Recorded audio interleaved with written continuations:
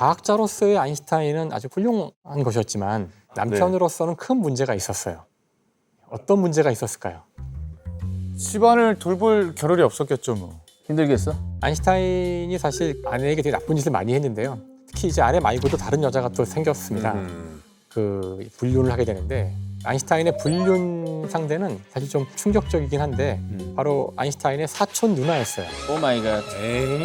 아내가 이제 마리치라고 하는데 이름이 마리치에게 사실 말도 안 되는 요구를 많이 합니다.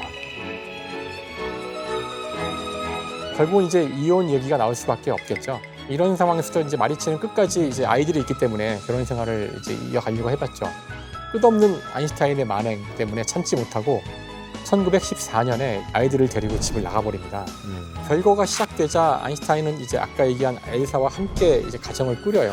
끝까지 막아보려고 했지만 도저히 이제 아인슈타인의 행동이나 그 요구도 끝없이 했기 때문에 결국은 합의해서 이혼을 하게 되는데 아인슈타인은 그 뒤에도 끝없는 여성 편력을 이제 보이게 됩니다. 약간 막장 드라마에 가까운 상황인데요. 네. 근데 그 와중에 연구는 좀 제대로 했나요? 근데 놀랍게도 사실 이 복잡한 사생활 와중에도 연구는 열심히 계속했다고 알려져 있어요. 열심히 사셨네요. 악마의 재능이네요. 어떻게 악마의 보면. 재능이네 완전. 네. 아인슈타인이 일반 상대성 이론을 발표한 게 1916년이었고요. 그다음에 그걸로 되게 유명해져서 저희가 아는 것처럼 아인슈타인은 당시에도 이제 시대의 아이콘이 돼요. 단순한 위대한 과학자만이 아니라 모두가 아는 그런 스타가 되는데요. 어떤 걸 좀 얘기해 주실 예정인지요? 그러니까 우리가 당연하게 생각하는 우리 주위에서 일어나는 이 모든 것들이 사실은 과학의 결과다. 그래서 과학은 우리 인류의 문명을 이제 발전시키기도 했고 우리의 삶의 방식 자체를 완전히 바꾸기도 했어요. 오늘 저희는 과학이 어떻게 혁명을 일으켰나. 이게 역사일 수도 있어요, 사실. 그래서 이걸 주제로 해서 과학이 우리 인류의 역사를 바꿔놓은 중요한 그 순간들, 결정적 장면들을 이제 하나씩 들여다보려고 합니다. 재밌겠다. 야 진짜 재밌겠다. 이거는 진짜 오늘 장담하는데 네. 영화보다 재밌습니다. 정말 이거 그냥 TV에서 보여주지 마. 개봉해도 돼. 진짜요?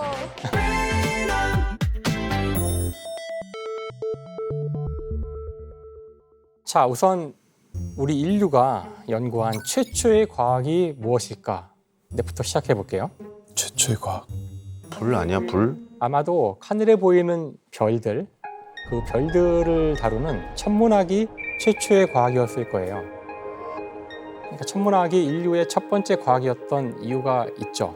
아마도 인간의 역사에서 문명이라고 하면은 농사를 지으면서 우리의 문명이 시작됐다고 볼 수 있는데요. 농사를 지어야 하는 문명은 하늘을 봐야 됩니다. 날씨가 어떨 건지, 언제 비가 올 건지 하늘의 변화를 본다는 것은 바로 그들의 생존과 직결된 문제였겠죠. 하늘을 계속 보다 보면은 여러 가지 의문점이 생겼을 거예요. 해는 왜 매일 뜨고 지는 걸까? 달은 왜 주기적으로 모양이 변할까? 네. 별들은 계절에 따라 다르게 보이는데 왜 그게 반복되면서 보이는 것일까? 이런 질문들을 하면서 하늘을 꾸준히 관찰을 했을 겁니다. 그 결과 다른 별들과는 좀 다르게 움직이는 그런 별들이 있다는 사실을 알게 돼요.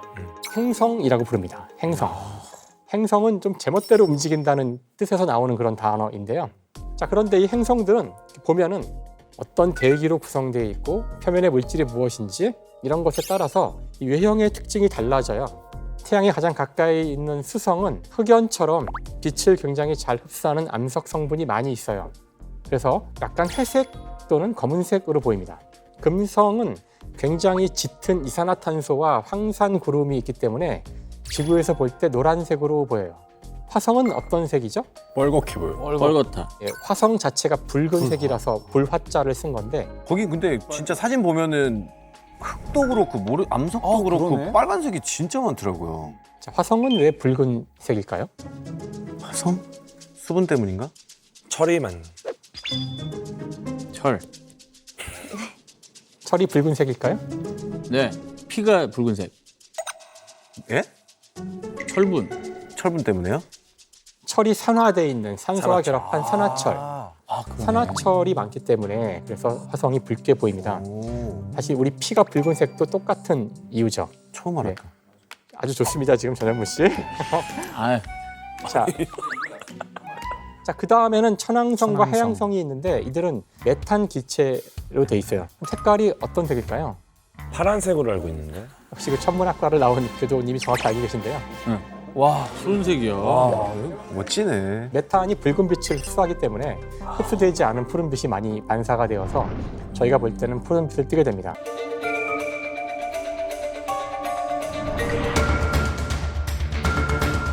화성의 극관이라고 있잖아요. 네. 화성이 충분히 추운 그런 행성이기 때문에 물과 이산화탄소가 얼어 있어서 이 극쪽이 색깔이 흰색을 띠고 있는 것뿐이지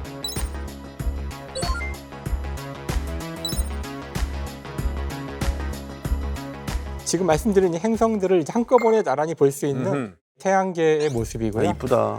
신기해. 행성들이 이제 태양으로부터 일정한 거리를 두고 일정한 궤도를 따라서 질서 있게 움직이고 있고요. 저 끝쪽에 있는 두 개의 행성이 바로 해양성과 천왕성이 다 보일 것입니다. 진짜 비슷하게 생겼다. 진짜 파랗구나 뒤에는. 자, 그러면은 이 태양계의 크기가 한 대략 어느 정도나 될까요? 태양계의 크기요? 단위만 가르쳐 주시면 단위는 킬로미터로 하셔도 될 것 같아요. 킬로미터요? 8억만. 9,999만. 너 무슨 홈쇼핑하니? 아니 빛이 8분 가는 거리가 지구부터 태양까지. 거리죠. 네. 초속 30만 킬로미터. 30만 곱하기 8 곱하기 60.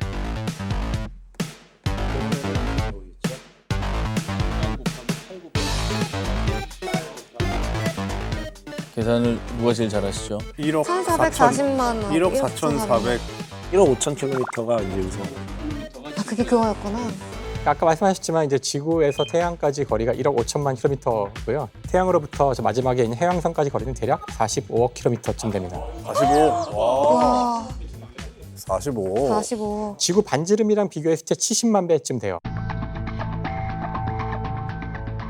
그러니까 굉장히 멀다는 사실을 알 수가 있죠. 이 우주에는 이 태양계 같은 것이 굉장히 많거든요. 그러니까 우리한테는 태양계가 되게 거대해 보이지만 사실 이 우주에는 엄청나게 많은 태양과 같은 별들이 있기 때문에 이렇게 생긴 그 태양계가 모인 것이 은하인데 우리 은하에만 해도 수천억 개에 달하는, 2천억에 달하는 이런 태양계와 같은 행성계가 있다고 알려져 있고요. 2,000억 개. 은하가 또 이 우주에는 한 몇 조 개가 있기 때문에 저게. 은하 자체가 그러니까 사실 이 우주가 얼마나 거대하고 우리가 보잘것없는지를 알 수 있을 텐데 네, 먼지네요. 그래서 우리가 그런 얘기를 많이 하죠. 우리가 알고 있기로는 그 물질 가운데서 우리 인간이 눈으로 볼 수 있는 것, 관측 가능한 것은 5%밖에 되지 않아요. 발현. 여전히 우리가 우주에 대해서는 알아야 할 것이 굉장히 많고요. 그래서 지금도 열심히 다들 과학자들이 연구를 하고 있죠. 이렇게 인류가 하늘을 보면서 이 우주에 대해서 조금 뭔가 알기 시작한 것, 아마 이것이 첫 번째 과학혁명이 아닐까라고 생각합니다. 이렇게 과학이 시작된 거죠. 재밌다.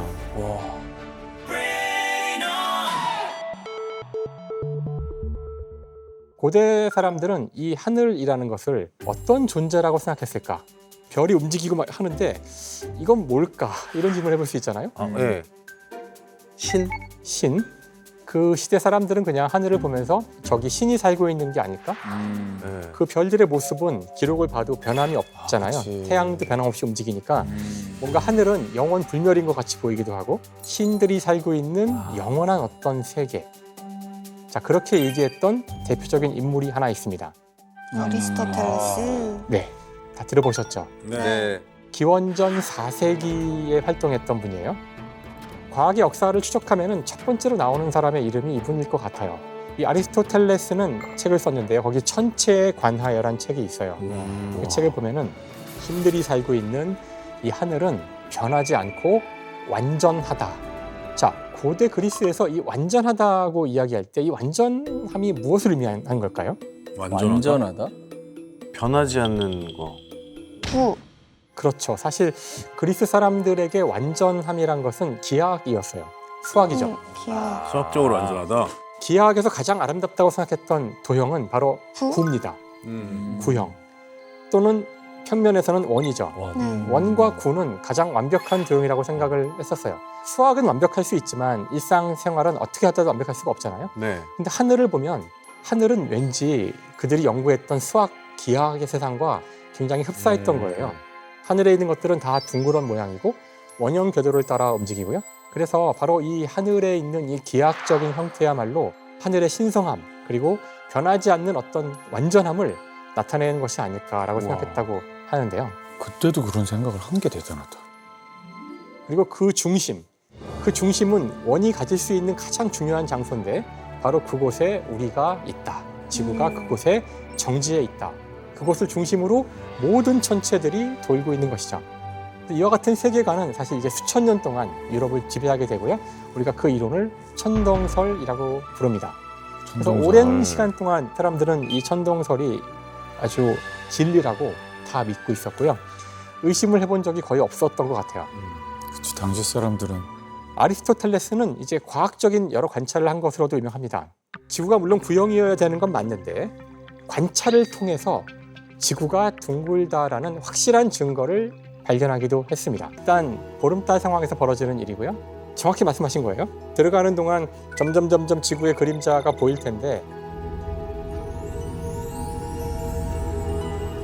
이렇게 파먹어가는 모양이 정확히 원의 형태고요. 그게 지구의 모습을 보여주는 것이죠.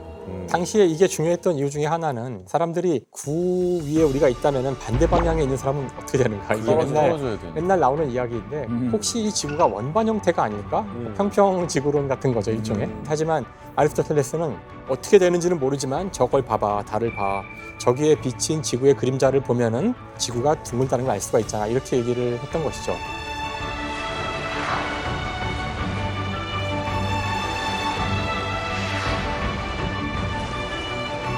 정확한 모든 걸 알고 있지는 않았지만 그런 몇 가지 과학적 사실, 관측으로부터 올바른 지구에 대한 모습을 알아냈다는 것이 굉장히 중요하다고 생각합니다. 근데 저 시기에 저런 생각했다는 것 자체가 그러니까요. 저 접근 자체가 대단한 것 같아요. 그래서 아마도 과학의 혁명이라고 볼 수 있을 것 같아요. 이 그렇죠. 시기에 일어났던 여러 가지 천문학적인 발견들과 이 해석들은 저희가 충분히 혁명이라고 볼 수 있을 거라고 생각합니다. 이제 매달로 한 걸음 다가서고 있습니다. 맞다. 야.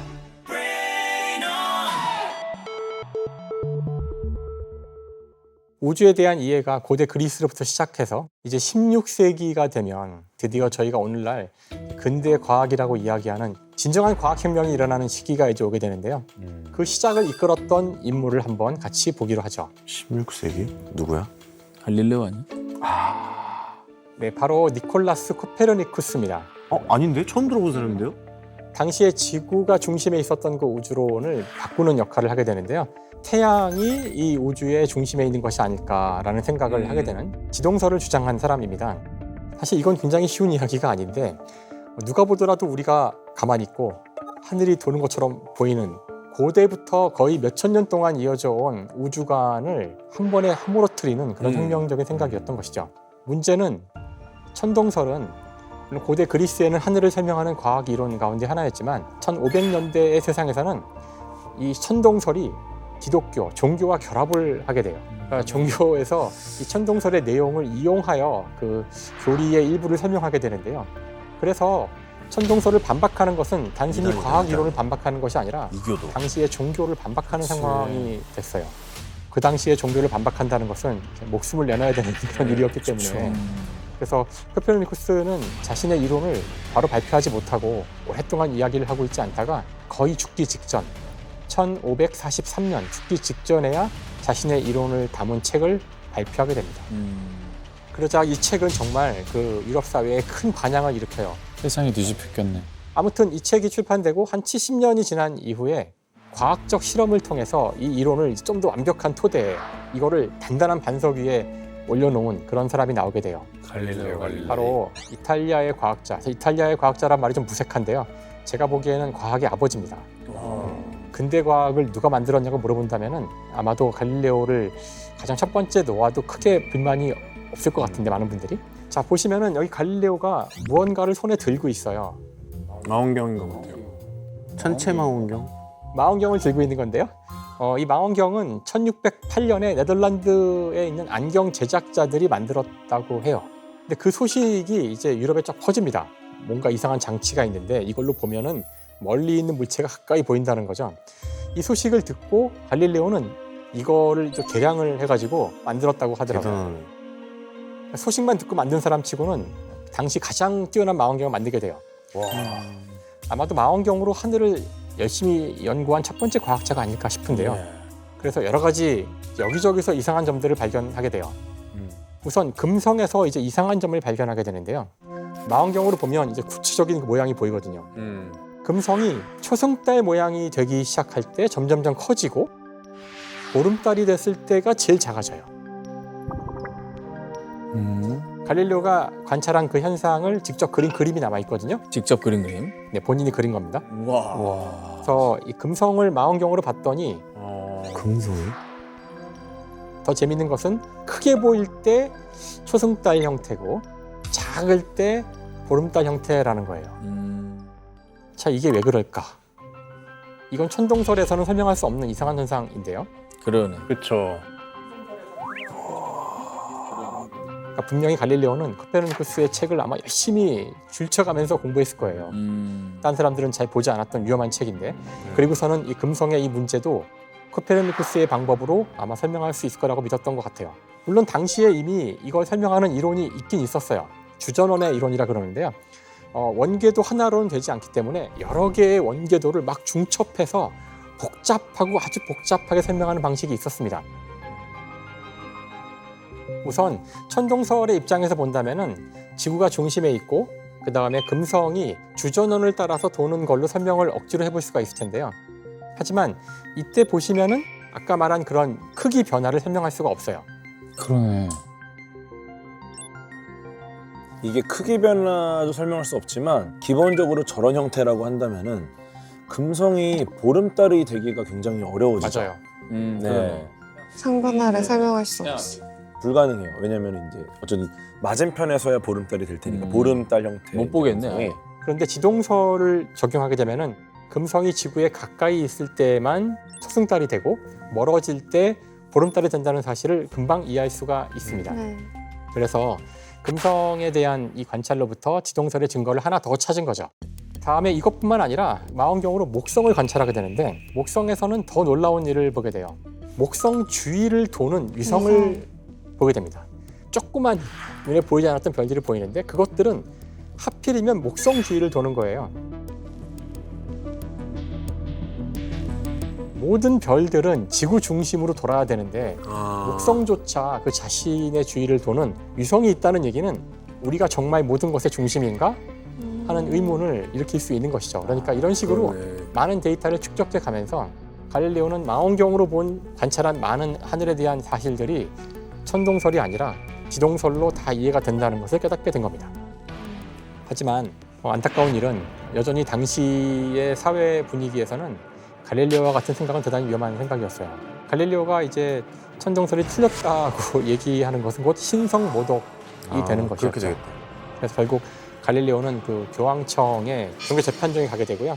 1633년에 이제 두 번째 재판이 있었을 텐데 갈릴레오는 그 자신이 주장하던 지구가 돌고 있다 그것을 거짓이라고 본인이 인정을 해야 했고요. 다시는 말과 글을 통해서 주장하지 않겠다라고 맹세를 이제 하게 됩니다. 맞아. 사실 근데 그렇게 했음에도 불구하고 이미 저지른 죄가 있기 때문에 형벌을 피할 수는 없었어요. 형벌은 또 그러니까 이제 이단적 견해를 지지하고 전파를 했다는 혐의가 있기 때문에 일단 유죄 판결을 받습니다. 원래 무기징역이었는데 나이랑 그런 걸 고려해서 집으로 가택연금으로 약간 그쵸. 맞춰주는 거죠. 감옥 갔으면 죽었을 거예요. 네. 근데 거기 있으면서 일단 놀았던 건 아니고요. 우리의 갈릴레오는 여전히 연구를 계속 해가지고 죽는 날까지 연구를 계속 했었고요. 죽을 때까지면 너무 답답할 것 같은데. 거기서 또 책을 씁니다. 그 책이 바로 오늘날 우리가 알고 있는 낙하 운동회라든가 이런 물리학의 근간이 되는 내용을 담은 이 책을 죽을 때까지 눈이 안 보이는 시기까지 책을 쓰게 되는데요. 갈릴레오는 1642년까지 여기서 살다가 세상을 떠나게 됩니다. 자, 지금 갈릴레오까지 이야기를 했죠. 네. 자, 이제 갈릴레오가 사망을 하고 영국에서 새로운 과학 혁명을 일으킬 엄청난 인물이 태어납니다. 뉴턴. 자, 이제 어떤 인물일지 같이 한번 화면을 보시죠. 과연? 아하. 역시 뭐 이분은 뭐 다 아실 거라고 생각을 하는데요. 그렇죠. 사실 뉴턴이 살던 시대에도 여전히 신중심의 사고방식이기는 했어요. 아직도. 자, 그런데 이제 뉴턴은 정말 자신의 이론을 통해서 그 전까지 있었던 모든 천동설과 지동설의 그 모든 논쟁을 다 종지부를 찍는 그런 중대한 일을 하게 됩니다. 뉴턴이 지동설이 옳다는 증명을 할 수 있었던 것은 이제 첫 번째 이론이 있는데 관성의 법칙입니다. 관성. 들어보셨죠? 네. 네. 네. 혹시 관성이라 그러면 어떤 게 떠오르시나요? 버스에서 이렇게 밀리거나 이렇게. 맞아 맞아. 아, 밀리는 거. 앞으로 나아가려는 운동하는 방향 쪽으로 나아가려는. 오.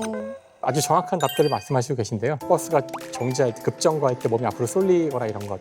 그러니까 왜 그런 일이 생길 수 있냐면은 물체의 운동은 외부에서 힘이 작용하지 않을 때에는 자신의 속도와 방향을 계속 유지하려고 합니다. 유지하려고 하지. 네. 이것을 관성이라고 해요. 실제로 여러분이 한번 물체를 한번 이렇게 밀어서 속도를 줘보세요. 일정한 속도를. 그럼 계속해서 관성을 가지고 움직이나요? 아니요, 멈춰요. 다 멈추잖아요. 네. 뉴턴은 이와 같이 우리 경험하고는 좀 다른 일정한 속도와 방향으로 움직이는 물체가 계속 그렇게 움직일 거라는 것을 자신의 첫 번째 법칙으로 삼게 돼요. 어떤 질문을 해볼 수 있냐면은 관성이 맞다면은 일단 하늘을 봤을 때 태양이 있고 그 주위를 도는 행성들 이런 것들은 왜 직선으로 움직이지 않고 원궤도를 도는 걸까? 이런 질문을 할 수 있지 않을까요? 네. 왜 그럴까요? 그거 아니에요? 그 질량을 가진 두 물체 사이의 인력? 오, 거의 정답인데요 지금. 원심력? 아, 마지막에 가서 아이씨. 만유인력. 그렇죠. 그 인력, 만유인력이 중력이잖아 결국. 그렇죠. 지구와 달이 서로 당기기 때문에 직선 운동을 하지 못하고 이렇게 도운다는 것이죠. 바로 이것이 만유 인력인데요. 사실 만유 인력 때문에 사과가 떨어지는 거거든요. 그러면은 만유 인력이 있다면은 달도 사과와 마찬가지로 땅으로 떨어져야 할 것 같은데 그럼 달은 왜 안 떨어지는 걸까? 이걸 답하실 수 있을까요? 사과는 떨어지는데 달은 왜 안 떨어지나? 진짜 어렵다. 달도 떨어지고 있습니다. 같이 떨어지고 있어요. 예?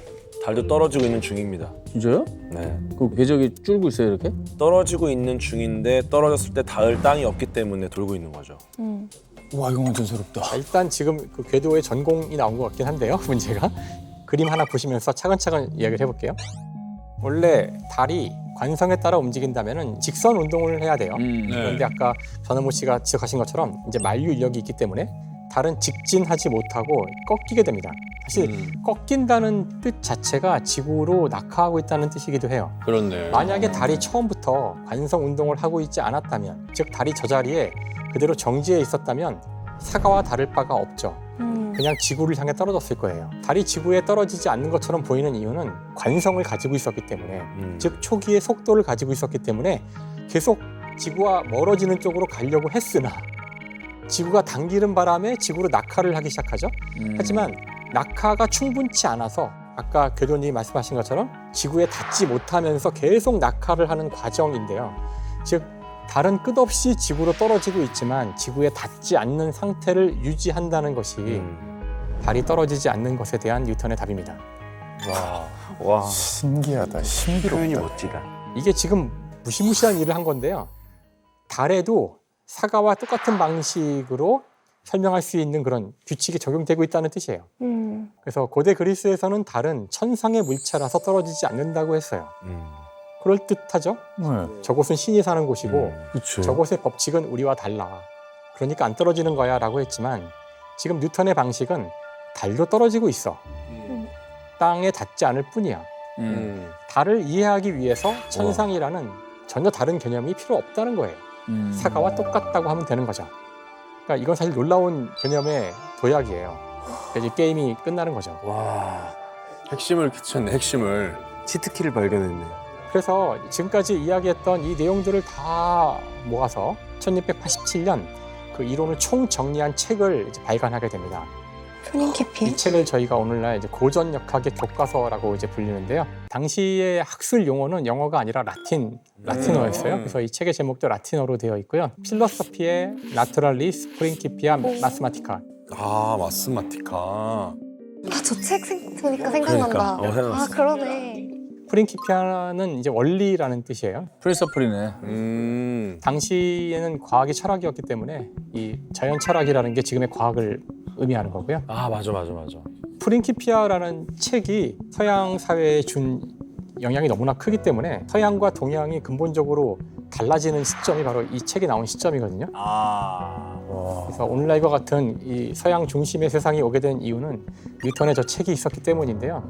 사실 이 책에서 제가 굳이 저 수학적이라는 부분에 빈칸을 쳤던 이유는 세상을 수학적으로 보려고 하는 이런 시도 자체가 뉴턴이 처음 한 겁니다. 세상을 숫자로. 근데 그 숫자를 다루는 이 방식이 수학의 특별한 어떤 방법론을 사용하는데 그 방법이 바로 미분과 적분입니다.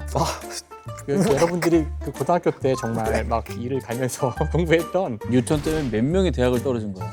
뭐 미분과 뭐 적분, 극한 이 모든 것이 다 뉴턴의 프린키피아에서 나온 것이고 이 책을 이해하기 위해서 배웠던 것이죠. 시작이었네. 와. 근데 물론 당시에는 그 뉴턴이 이 아이디어를 처음 냈을 때 미분적분이라는 게 존재하지 않았거든요. 그러니까 참 대단한 사람이죠. 자기의 이론을 설명하기 위해서 수학을 만들어야 했어요. 그런데 자기가 만든 수학으로 책을 쓰면 그 책을 이해할 수 있는 사람이 아무도 없잖아요. 네. 진짜 아직 대단하다. 미분적분이 없으니까. 와. 그래서 정작 프린키피아에는 미적분이 나오지 않아요. 나오지 않고 기하학적 방법을 사용해서 자신의 이론을 설명합니다. 뉴턴이 케임브리지 대학을 다니고 있었는데 흑사병이 돌면서 학업을 중단해야 되는 시기가 있었어요.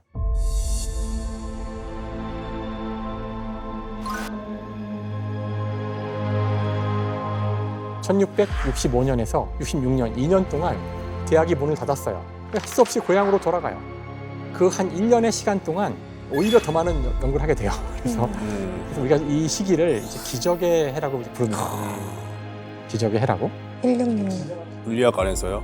사실 물리학을 넘어서서 이게 진정한 기적의 해일 수 있죠. 이 인류 문명 전체를 놓고 봐도 그치. 뉴턴의 이론은 우주만 설명하는 것이 아니라 지금 이 순간 여러분이 고개를 돌리거나 손을 들 때에도 뉴턴의 법칙에 따라 움직이고 있는 거죠. 하늘을 날아가는 비행기는 10만 개의 부품이 한 치의 오차도 없이 뉴턴 법칙에 따라 움직이니까 날아갑니다. 그러니까 오늘날 우리의 문명은 이 뉴턴의 법칙에 기반을 두고 있다고 볼 수 있어요. 무시무시한 법칙인 거죠. 자, 지금까지 저희가 이야기한 많은 과학자들이 등장했잖아요. 네. 근데 그들이 모두 남성이었습니다. 네. 사실. 근데 과학의 역사에는 남성만 있진 않았거든요. 그치.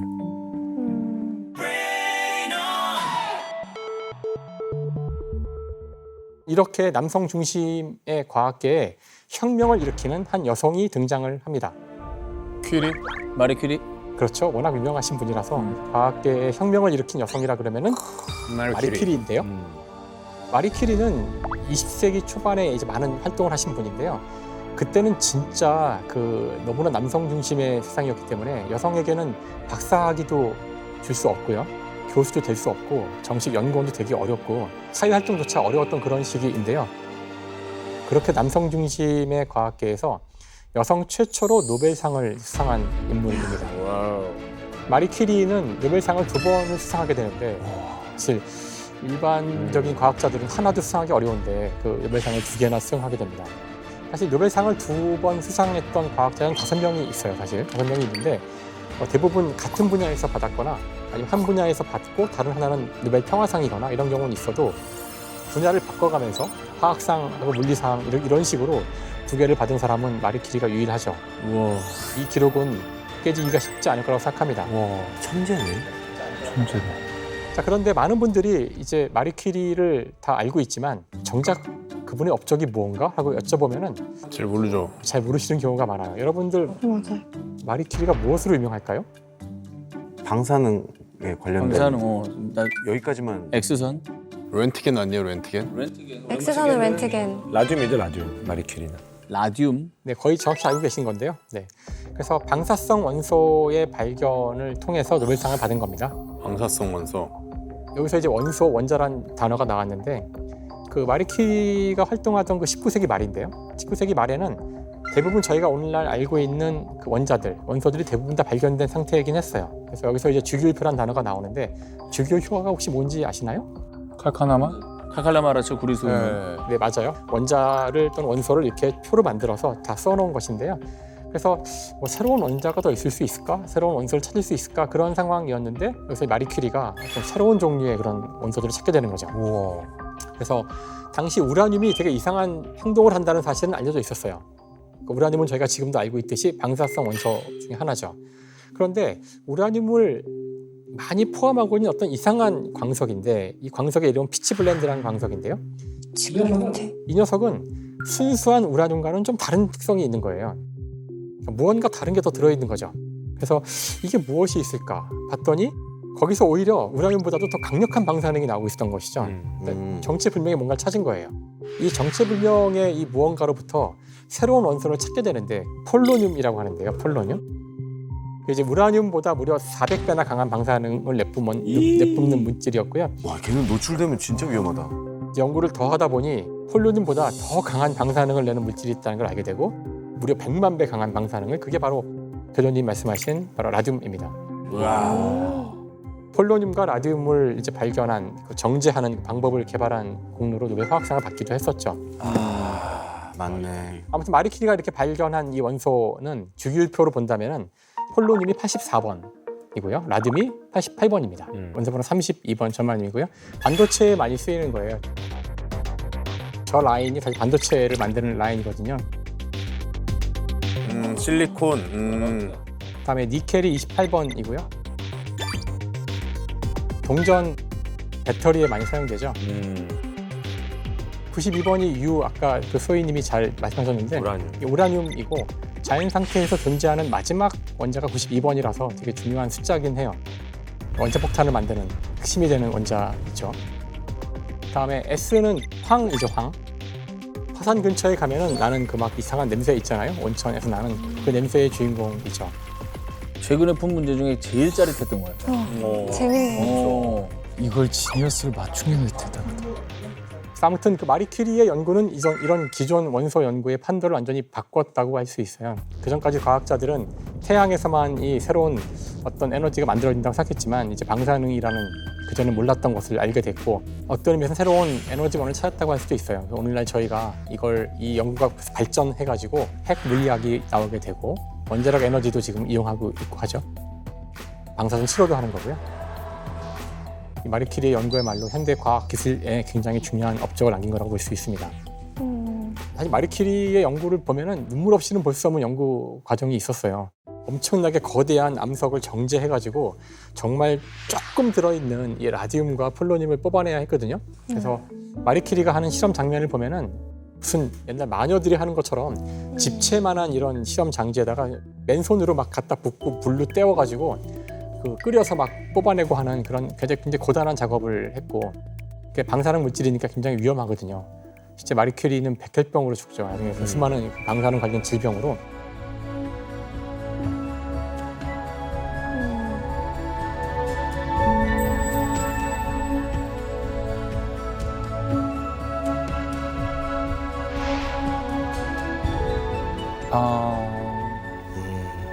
아무튼 그렇게 끈질긴 그 관찰과 실험과 그걸 통해서 과학혁명을 이뤘다고 볼 수 있습니다. 아니 좀 어떻게 과학 지식이 좀 충전되는 느낌이 좀 듭니까? 어떻습니까? 네, 너무 너무 좋았어요. 감동적이에요. 감동적이죠. 잊고 있던 것들이 새록새록 맞아요. 떠오르고 있어요. 아, 이게 부부능선이었나 보다. 내가 봤을 때 그러니까. 예, 맞아요. 메달권에 들어가기 위한 부부능선. 와 좋다.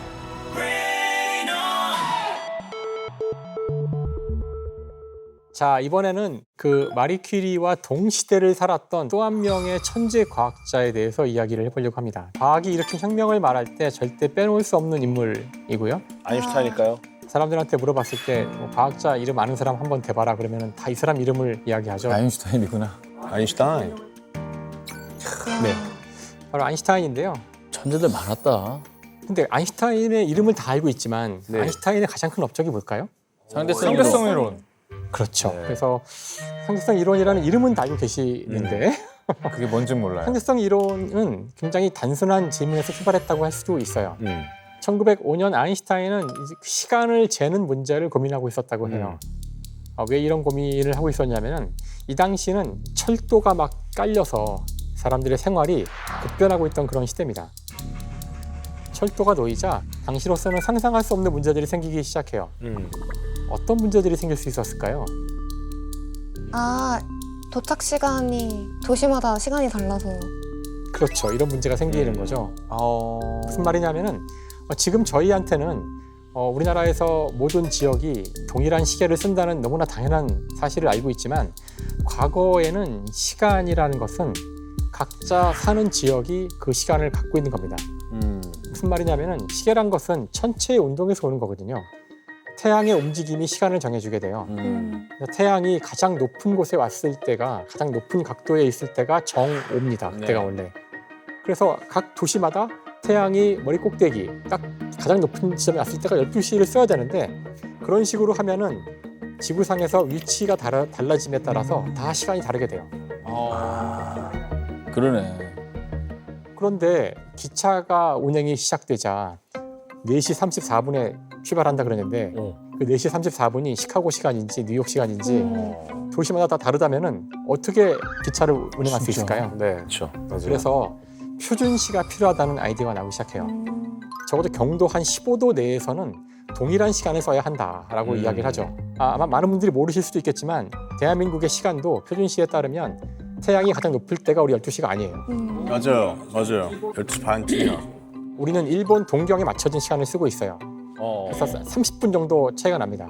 동경시. 그랬구나. 그 당시에 그래서 이 철도에서는 어떤 문제를 다뤄야 했냐면은 여러 철도역들 사이에 시계를 동기화시키는 어떻게 이걸 다 맞출까요?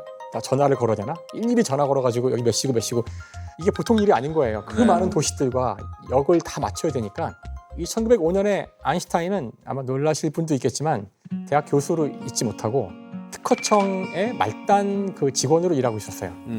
일이 안 풀려가지고요. 그때 주로 특허청에서 심사했던 것들이 바로 이 시계를 동기화시키는 많은 기술들을 심사했다고 하더라고요. 그런 일들을 하면서 과연 시간을 일치시킨다는 것은 무엇인가? 시간이란 무엇인가? 아마 이런 생각들을 하지 않았을까 하고 생각해 볼 수 있을 것 같아요. 멋있다. 그래서 결국 우리가 알고 있는 이제 상대성 이론에 도달하게 되는데요.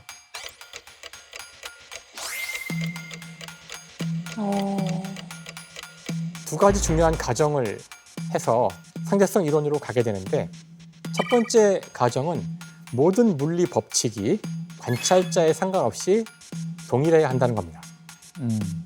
놀라운 일은 아니에요. 왜냐하면 여러분이 움직인다고 물리 법칙이 바뀌면은 법칙이 쓸모가 있을까요? 없죠. 그러니까 움직임과 상관없이 물리 법칙은 같아야 한다. 두 번째 가정은 굉장히 이상한 가정인데 운동과 상관없이 모든 빛은 속도가 같다는 건데요. 이게 사실 얼핏 들으시면은 그 이해가 안 될 수도 있어가지고 건물에 가보시면 에스컬레이터가 있잖아요. 네. 에스컬레이터에 가만히 서 있으면은 그 속도로 움직이게 되죠. 네. 그 위에서 걸으면 더 빨리 움직이게 돼요. 네. 에스컬레이터의 속도에 내가 움직이는 걸 더해서 속도가 빨라지게 되잖아요. 근데 빛은 어떤 특성이 있냐면은 에스컬레이터에서 빛을 쏘건 에스컬레이터에 타지 않고 가만히 서서 쏘건 속도가 똑같다는 거예요. 우와. 운동 상태에 상관없이 빛의 속도는 언제나 일정하다. 일정하다는 겁니다. 이게 틀릴 수도 있겠죠. 근데 이게 옳다고 하면 뉴턴 역학에 어떤 변화가 벌어질까를 연구하면 그 결과물로서 상대성 이론이 툭 나오는 거죠. 자, 여기서 이 두 가지 가정을 사용해서 상대성 이론을 제가 설명을 해보려고 하는데요. 자, 여기서 이제 시간의 개념을 하나 설명할 필요가 있는데 시간이란 것은 결국 가장 중요한 것은 어떻게 재느냐 하는 거예요. 어떤 식으로 시간을 정의해야 하냐면은 반드시 두 개의 사건이 있어야 돼요. 첫 번째 사건과 두 번째 사건. 첫 번째 사건이 일어났을 때 시계를 딱 켜요. 째깍 시계가 움직이잖아요. 두 번째 사건일 때 시계를 딱 멈추고 봐요. 시계가 가리키는 이 숫자의 차이가 시간이라는 거예요. 차이. 이거 뭐 시비 걸 수 없겠죠. 네. 자, 이제 그렇게 접근을 해볼게요. 지금 기차에 앉아있는, 지하철에 앉아있는 사람이 보이시는데요. 소년이. 두 개의 사건은 하나는 여기서 빛을 탁 킨 게 첫 번째 사건이에요. 네. 그러면 이 빛은 위로 올라갔다가 이 위에 거울이 있거든요. 네. 거울에 부딪혀서 반사해서 다시 아래로 내려오게 돼요. 다시 땅에 닿는 순간이 두 번째 사건이에요. 이 두 사건 사이에 시계를 두 번 읽으면 시계의 간격이 걸린 시간이 되겠죠. 제가 이걸 1초라고 해볼게요. 예를 들어서 지금 지하철이 움직이고 있어요. 네. 자, 그러면은 움직이는 저 지하철을 바깥에 서 있는 소녀가 보고 있는데 그럴 때 저 두 사건은 어떻게 보일까? 자, 지하철 내부에서의 빛은 아래에서 위로 올라갔다가 내려왔잖아요. 네. 근데 밖에서 보면 이 지하철이 움직이기 때문에 빛이 이렇게 갔다 올 수는 없어요. 네. 이렇게 사선으로 진행할 수밖에 없겠죠. 아, 예. 자, 그러면은 아주 간단한 원리에 따라서 아래 위로 진행한 것보다 사선으로 진행한 게 더 길이가 길어요. 네. 자명하죠? 네. 자, 그런데 지금 빛의 속도는 일정하다고 했는데. 저 운동과 상관없이 언제나 똑같다 그랬잖아요. 네. 속도는 똑같은데 거리가 더 길어졌죠. 네. 그러니까 바깥에서 봤을 때의 시간이 더 길어진다는 뜻이에요. 우와. 안에 탄 사람은 이거 1초 걸렸어. 빛이 오르락 내리락 하는데 1초 걸렸어. 밖에서는 무슨 소리야. 내가 볼 때는 2초 걸렸는데 누가 오를까요? 둘다 맞죠? 거 아니에요? 그게 바로 상대성 이론이죠. 이렇게 시간이 상대적이라는 겁니다. 와, 이해가 너무 잘 됐어. 그러면은 나이 들면 시간이 빨리 가는 거는 왜 그래요? 나이 들어서 그래요. 진이 빠지는. 근데 중요한 건 뭐냐면은 실제 일상생활이나 아니면 뭐 아무리 빠른 비행기를 타더라도 상대성 이론에 따라서 물론 시간이 약간 더 지연되긴 하지만 그 효과는 너무나 미미하여 일상에서는 거의 저희가 그 효과를 볼 수 없고요. 미미하구나. 미미하다. 하지만 우주에서는 이 효과가 두드러지게 나타나는 현상들이 있어서 우리가 알 수 있는 것인데 그 영화 인터스텔라에서 보셨지만 실제로 상대성 이론 때문에 아버지는 1년밖에 안 지났지만 딸이 60년의 시간이 흘러서 딸과 아버지가 만났을 때 딸은 지금 늙어 죽기 직전의 상황이 돼 있잖아요. 그들에게 이 시간은 실제의 시간입니다. 물리적 시간인 것이죠. 와. 신기하다. 이처럼 아인슈타인은 이런 연구들을 통해서 뉴턴의 이론이 기반하고 있는 절대적인 시공간, 어떤 우리의 상태와 무관하게 그냥 주어져 있는 절대적인 거야라고 믿고 있던 것 자체가 틀렸다는 걸 보여준 거죠. 그러니까 시간과 공간 자체가 어떤 변화할 수 있는 속성이 있다는 걸 이야기한 거예요. 와. 그래서 이 특수상대성 이론을 발표한 해가 1905년인데요. 이 해에 이 이론도 참 놀라운 이론인데 이것을 포함하여 현대 물리학의 근간이 되는 그 논문을 4편을 발표하는데요. 그러니까 이게 지금 상대성 이론이 하나 있고요. 광전 효과가 있고 브라운 운동이 있죠. 그래서 이 중에 하나가 진짜 아마 여러분 들으시면 다 알만한 유명한 공식이 들어있는 그런 논문이기도 한데요. 얘는 MC. MC죠. 그렇죠? 이는 MC 스퀘어? 네. 질량 에너지 등가 법칙도 이때 발표가 된 겁니다. 그래서 1905년을 저희는 기적의 해. 기적의 해라고 부릅니다. 과학 역사의 딱 2번의 기적의 해가 뉴턴의 기적의 해, 아인슈타인의 기적의 해. 상대성 이론이라는 단어만 알고 이 원리 개념을 이제 들었어요. 맞아요. 사실 나도 그래요. 이제 들었어요. 되게 어렵다 근데. 아니 근데 일반 상대성 이론이 있고 특수 상대성 이론이 있잖아요. 이게 뭐가 다른 거예요? 상대성 이론엔 두 종류가 있고요. 이 이름 자체에도 잘 들어있지만 특수 상대성 이론이 굉장히 특수한 상황을 다룬다는 뜻인데요. 지하철이 일정한 속도로 움직이는 거를 상상해 봤는데 속도가 일정해서 나랑 차이가 있을 때의 시간이 어떻게 바뀌고 공간이 어떻게 바뀌는지가 대상이 되는 거고요. 하지만 일반적으로는 속도가 일정하지 않을 수도 있잖아요. 네. 빨랐다 늦었다 이렇게 속도가 변할 수가 있어요. 네. 이걸 이제 물리에서는 가속되는 경우라고 하는데요. 가속되는 경우까지 다 포함을 한 것을 일반 상대성 이론이라고 부르죠. 그런데 근본적으로 뉴턴 역학의 중력 이론을 다 바꾸게 돼요. 만릴력 이야기했잖아요. 지구와 달 사이에 서로 당기는 힘이 있는데 이 힘은 도대체 어떻게 작용하는 걸까? 빈 공간에 뭐가 있길래 얘를 당기는 걸까요? 신비한 마법 같은 그런 종류의 힘이 아니라 질량을 가진 물체가 이 주변에 시공간을 휘어진 효과로서 느끼게 되는 그 결과가 힘이다. 완전히 새로운 해석을 하게 됩니다. 자, 이 얘기를 듣고 바로 이해하셨으면 여러분 뭔가 잘못된 거예요. 네, 지금 다시 한 번만 말씀해 주시겠습니까? 전 정상인 것 같습니다. 누가 목이 휘었다 그러는 것 같은데 뭐가 휘었지? 굉장히 유명한 영상이죠. 질량하는 물체. 저 파란 건 안 보이는 겁니다. 원래 안 보이는 시공간인데요. 시공간이 휘어 있다면 저 지금 던져진 물체는 직선으로 가려고 할지라도 공간 자체가 휘었기 때문에 도는 운동을 하는 것처럼 보인다는 거예요. 이해가 갔어.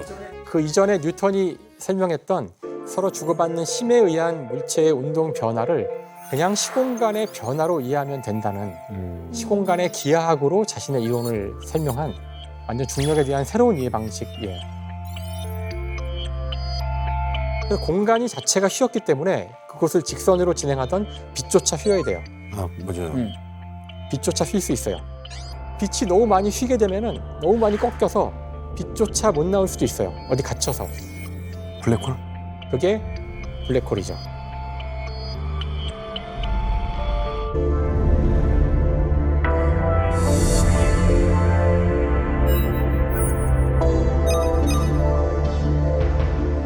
재밌다. 근데 이게 대단한 게 뉴턴은 물체와 물체가 서로 당긴다.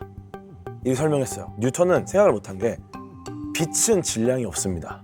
질량이 있어야 서로 당기는데 질량이 0이야. 그럼 당기는 힘은 0이에요. 시공간이 휘니까 빛도 질량이 없지만 휘인 시공간을 따라서 흐르는 거 아니냐. 네. 근데 이거를 주장했는데 아서 에딩턴이라는 천문학자가 새로운 분이네요. 일식 때 휘어지는 빛을 관측하면서 아인슈타인이 승리했다. 뉴턴 역학은 무너졌다라는 기사가 돼서 특필됩니다. 엄청난 혁명이죠. 정말 혁명의 순간. 오, 흥미로워. 궤도가 진가를 발휘하시는군요. 진짜로. 자, 그런데 과학자로서의 아인슈타인은 아주 훌륭한 것이었지만 남편으로서는 큰 문제가 있었어요.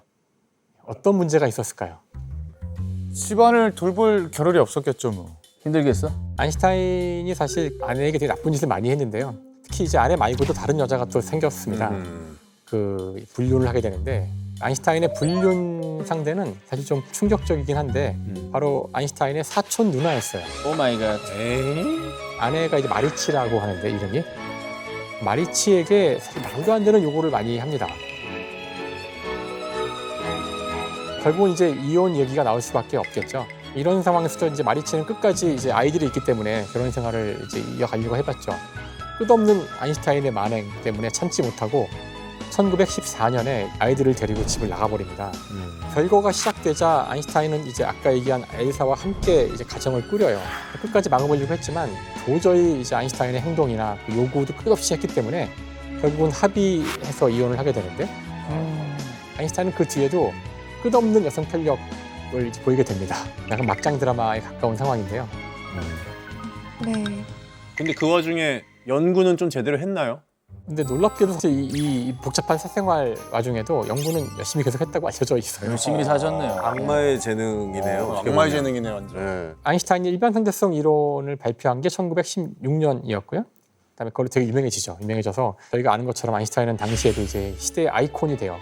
단순한 위대한 과학자만이 아니라 모두가 아는 그런 스타가 되는데요.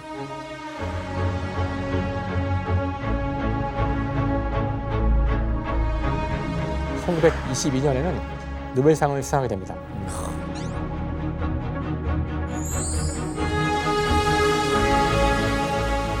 아인슈타인의 노벨상은 어떤 업적으로 받은 걸까요? 광전 효과. 광전 효과. 무슨 효과? 누구야? 여기 발언 거부권 줘야 돼. 아, 상대성 이론으로 받은 게 아니에요? 아 그걸로 받은 게 아니야? 네, 아니고요. 광전 효과는 이름 자체가 이제 광전이죠. 광은 빛광자고 전기. 전은 전기할 때 전자예요. 빛을 금속에 쬐면 전자가 튀어나오는데 단순히 이 하나의 현상을 해결한 것이 아니라 해결하는 과정에서 빛이 입자라는 정말 당시로서는 혁명적인 생각을 했기 때문에 노벨상을 받게 됩니다. 지금 들으시기에는 빛이 입자라는 게 뭐가 대단하지? 이러실 수 있어요. 하지만 이것은 아마도 상대성 이론에 거의 버금가거나 그 이상에 가까운 혁명이었어요.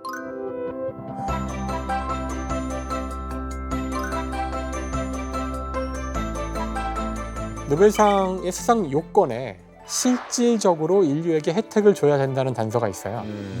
1920년대의 상황에서 시공간이 휘어진 효과는 굉장히 미미하기 때문에 뭐 블랙홀에 가서야 효과를 볼 수 있지 실질적 인류의 혜택을 줄 수 있을지를 걱정하지 않았을까라고 추정을 합니다. 하지만 지금은 벌써 상대성 이론이 없으면 GPS 작동 안 되니까 실용적이라고 할 수 있죠, 충분히.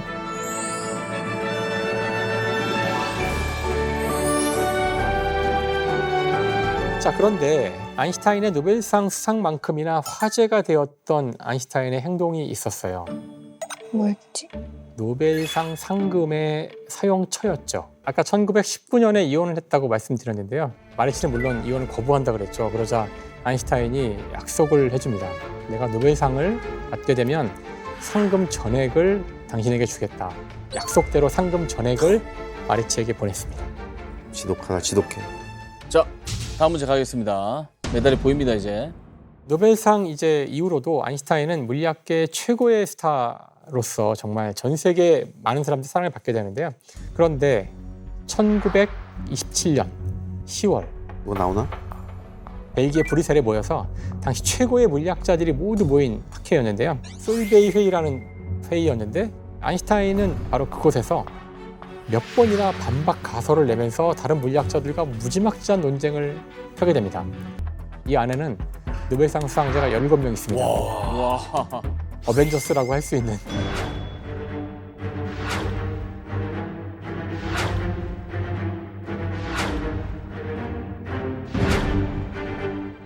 자, 과학사의 획을 그은 인물들이 한자리에 다 모여서 이들이 끝까지 격렬한 논쟁을 벌이면서 서로 싸웠던 주제는 바로 양자역학이에요. 그러니까 정말 중요한 거죠. 김상학 교수님이 가장 좋아하시는 양자 역학입니다.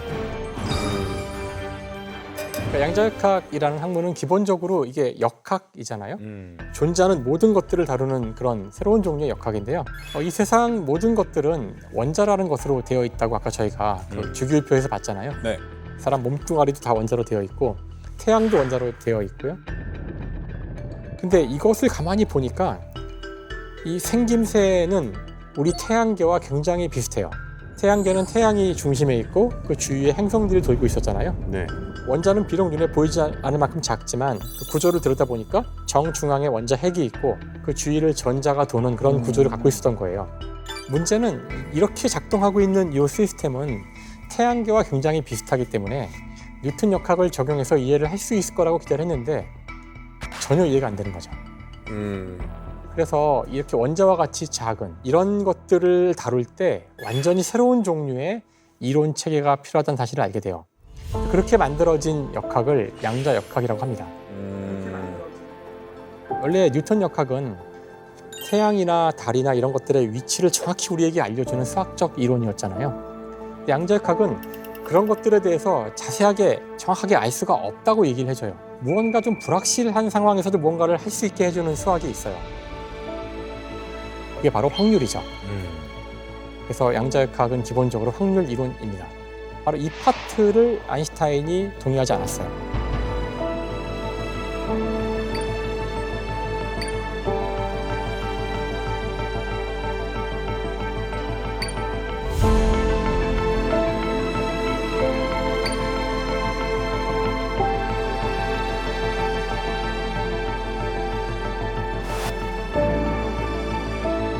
양자역학을 끝까지 아인슈타인은 받아들이지 않았지만 나도. 사실 지금 우리의 이 문명은 양자역학에 기반을 두고 있어요. 여러분이 19세기와 20세기가 다르다고 생각하신다면 그 차이는 정확히 양자역학만큼이에요. 컴퓨터, LED, GPS, 레이저, 반도체 이것들은 양자역학이 없으면 존재하지 않는 것들입니다. 양자역학이 만들어지고 이해하는 과정에서 여러분이 수많은 그 사람들의 이름을 알지 못하는 이유는 한두 명이 한 게 아니에요. 인간의 한 머리로는 혁명을 할 수 없었던 그렇게 어려운 이론이에요.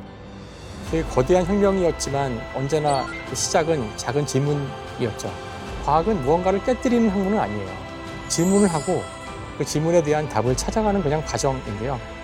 과정에서 우리가 얼마나 오만하고 세상을 잘못 이해했는지를 말해준 것뿐이죠.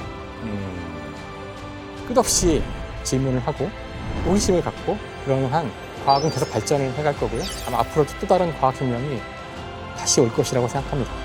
재밌었습니다. 완전 흥미로웠습니다.